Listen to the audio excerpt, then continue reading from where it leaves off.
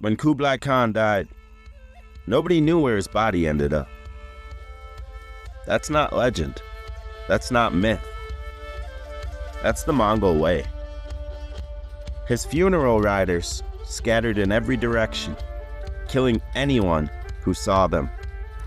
The man who ruled from the Pacific to Persia vanished into the dirt like he never existed. One day you're a storm, and the next, you're a ghost. After his death, the Yuan Dynasty tried to pretend everything was fine. Paper money kept getting printed. Bureaucrats kept stamping seals. The court kept eating like it was still 1270. But the truth? The system was hollow. The Mongol elite had turned from horsemen into politicians. And politicians love one thing more than power: comfort. While the treasury was drained, the peasants starved. Floods hit the Yellow River. Droughts followed in the south. Tax collectors squeezed farmers for war funds, even though there were no wars left to fight. Every corner of China had a rebellion brewing. The Mongols were supposed to be conquerors, but they had built an empire so big that it needed accountants more than warriors. And when your survival depends on paperwork instead of people, you're fucking done. In Persia, the Ilkhanate was collapsing the same way. After Hulagu's line fizzled out, every prince and governor decided they were the rightful heir. They built massive courts and huge armies. But there was an issue. They didn't have any fucking money to pay them. The silk routes that once funded them were drying up, and the gold went straight into fountains, feasts, and bribes. Meanwhile, up in the north, the Golden Horde had turned into what we'd call a protection racket. They still demanded tribute from the Rus states, but the relationship had flipped. The princes who paid them started manipulating them, using Mongol politics against Mongol generals. The Horde still had muscle, but it had lost discipline. Soldiers spent more time collecting taxes than training. And turning warriors into tax collectors is a terrible idea. The old Mongol unity was gone. Every Khanate spoke a different language, prayed to a different god, and hated the others. What was once a machine had become 4 feuding fiefdoms. Does that sound familiar? Fuck yeah! Every superpower eventually becomes a collection of disconnected states fighting over who gets to pretend they're still in charge. By the early 1300s, the trade networks that made the Mongol world so rich were breaking down. The Silk Road was a web of bribes, checkpoints, and tolls. Merchants had to hire private militias to survive the trip. Cities that once thrived under Mongol protection now had to build walls to defend against them. And when trade collapses, everything else goes with it. Less trade means less food. Less food means famine. Famine means rebellion. Rebellion means soldiers. Soldiers mean taxes. Taxes mean debt. And debt means collapse. It's a feedback loop of failure. Same then, same now. Kublai's heirs thought they could fix it with bureaucracy. They just kept creating new offices, new departments, new taxes. The Yuan Dynasty was drowning in paperwork. By the 1300s, entire provinces were declaring independence while still claiming loyalty to the Yuan. That's like saying, We totally support the government from our new country. Meanwhile, in Persia, the Ilkhanate imploded completely. They ran out of silver, their soldiers went unpaid, and the governors started printing fake decrees. Eventually, nobody believed anything stamped with the royal seal. You know a government's dead when its own paperwork doesn't carry weight. Look at the way fake news and propaganda fills the gaps left by broken institutions. When people stop believing the official word, they'll believe any word. The Mongols had forged the first global information network, trade, couriers, communication lines, and now it was collapsing into chaos. Sounds a lot like our internet, doesn't it? Built to connect, now used to divide. Up north, the Golden Horde was slowly rotting from the inside. They had converted to Islam, which brought some order for a while. But religion couldn't fix economics. The power brokers fought each other like mafia families. They still called themselves Khans, but they were really just landlords with armies. The Horde stopped raiding and started collecting. The Mongols had built a system where everyone owed someone something. When the center failed, that chain of debt pulled everything down with it. History doesn't need imagination. It just needs to remember. Then came the rumor that changed everything. In the 1340s, merchants moving west out of China carried a story, a sickness that wiped out entire towns. The details were vague, but the fear was real. The Mongol trade routes that once carried silk and spices now carried rats and fleas. Plague doesn't care about politics, and it doesn't need a passport. Within a few years, it reached Europe. The Black Death would kill between a third and a half of the known world. That's the last gift of empire. Global connectivity without global responsibility. And if you think that sounds familiar, it should.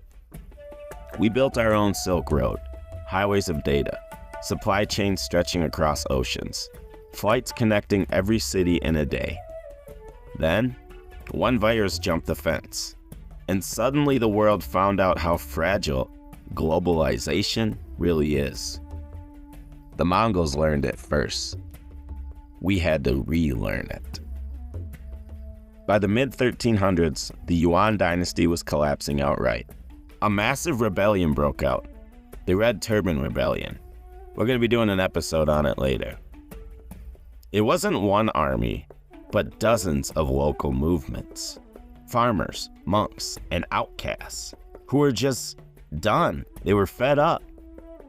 They marched under religious slogans but fought for food and freedom. In 1368, a man named Zhu Yuanzhang, a former peasant and monk, marched into Dadu, modern Beijing, and declared himself emperor. The Yuan fled north. Just like that, the Mongols were gone from China. And in that silence, the world changed. Trade rerouted, power shifted, and faith hardened. But the Mongol legacy, roads, networks, speed, scale, it never died. It just mutated. When the Mongols fell back from China, they thought it was temporary. It wasn't. They retreated to the north, regrouped on the steppe, and waited for the mandate of heaven to swing back their way. But the mandate never came. The wind was gone. The people were gone. The world had changed. The Ming Dynasty moved fast. They sealed borders, rebuilt walls, and kicked out every Mongol administrator. In the span of a decade, the Mongols went from emperors of the world to exiles watching from the steppes. It's like watching a CEO go from global dominance to waiting tables in his own company's cafeteria. And in Persia, the Ilkhanate was dust. The last real Ilkhan died without an heir, and the political vacuum turned into an auction. Warlords bought legitimacy by the pound. One general called himself a restorer of order. Another declared himself the true Khan. They all wanted the same thing: control of the tax base. The bureaucracy that once terrified governors became a yard sale. Meanwhile, in the West, the Golden Horde had started fracturing into smaller khanates. They still ruled over the Rus, but Moscow was rising. A local prince, named Ivan, learned to play both sides. He was paying tribute to the Horde while building his own power base. His plan was simple: let the Mongols fight each other, then buy what's left. And it worked. Over the next century, the Horde kept splitting. White Horde, Blue Horde, Kazan, Astrakhan, until the title Golden Horde was more nostalgia than fact. Trade didn't stop overnight, but it slowed enough to hurt everyone. The Mongols had once guaranteed safe passage across Eurasia. Now every border was a gamble. Merchants risked their lives for profit margins that barely existed. Pirates took to the seas. Bandits took to the roads. And where there's desperation, there's disease.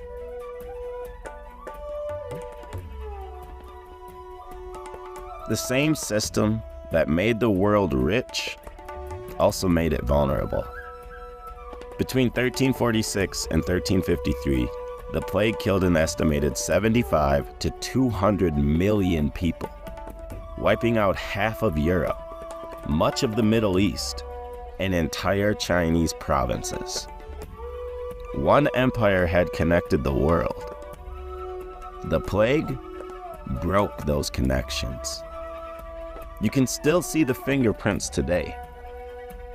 Every time a virus shuts down an airport, or a cyber attack crashes the global supply chain, or you get an email from your daughter's school because someone decided to not vaccinate their kid, and that same kid is now bringing a highly infectious disease into the school. So there's that. But the Mongols taught us a few things. They taught us how to make the world smaller, but we never learned how to make it safer. In the aftermath, something strange happened. The Mongols vanished from power, but their systems survived. Postal routes, tax systems, and the idea of a connected world. They didn't invent globalization. They were globalization. But they couldn't manage it. No empire can. Once you connect the world, you lose control over what moves through it. That's the part every superpower forgets. You can't curate chaos. When the Mongols lost China, they turned back to what they knew: the steppe, the horses, the clans. But even that had changed. The nomadic life they romanticized was gone. The open land was carved into territories, claimed by new warlords who called themselves kings and sultans. The steppe was still wide, but there was no room left to breathe. Their grandsons grew up hearing stories of glory from old warriors who had conquered the world.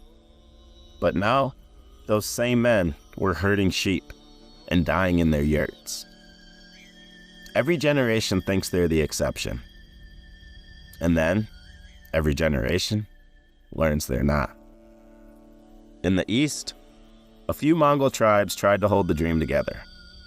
The northern Yuan, they built new camps, crowned new khans, and told themselves the empire still lived. But even among themselves, they couldn't agree who the real descendants of Genghis were. Some followed one line, some followed another. It was politics, not prophecy. The descendants of Genghis became a business model. By the late 1300s, even the smallest spark of Mongol unity was gone. And yet, their ghost lingered. Every power that rose after them, the Ming in China, the Ottomans in Turkey, the Russians in the north, built their playbook from Mongol logistics and Mongol psychology. The empire was dead, but its blueprint survived. The Mongols didn't just reshape the world, they rewired human behavior. They normalized conquest. They proved speed beats tradition. They taught rulers that fear travels faster than faith. Every tyrant since has taken notes. And while they faded, a legend began to grow. Not of Kublai or Hulagu or Batu, but of Genghis himself. Temujin became more than a man. He became myth. To some, he was the god of war. To others, a symbol of unity. In secret stories told by herders, it was whispered that his spirit would return when the steppe was ready, when the tribes remembered who they were. And that's where the cycle begins again. A world broken by power starts craving a strong hand. A people, tired of chaos, start praying for control. And control, as always, comes at a price. I mean, come on, look around. Every generation builds its own version of an empire. Corporations, nations, online platforms. And every generation forgets the warning. The Mongols were the first to globalize, the first to overreach, and the first to collapse under the weight of their own network. We're just the sequel, faster, louder, and equally doomed to repeat the script. The eternal sky doesn't care who's on top. It watches, waits, and balances the equation. But the lesson every empire ignores. You can conquer the world, but you can't conquer yourself. That's it for this episode. Stay tuned for the next one. If you like the show, hit that follow. If you don't like the show, that's your opinion. You're entitled to it. Take care.